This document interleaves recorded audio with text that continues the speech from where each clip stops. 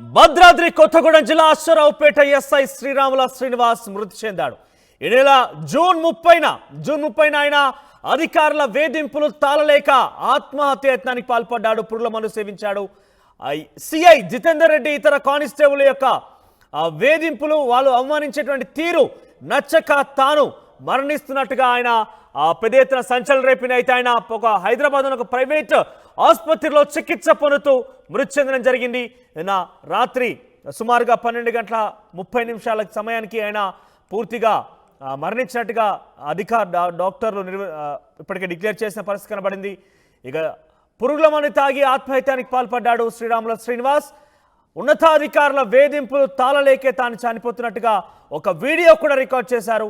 ఇక ప్రస్తుతానికి తన భార్య ఆ వీడియో ఆధారితంగా సిఐ జితేందర్ రెడ్డి, కానిస్టేబుల్ శివ, సుబాని, సన్యాసి నాయుడు, శేఖర్ కారణమని కృష్ణవేణి ఫిర్యాదు చేసింది.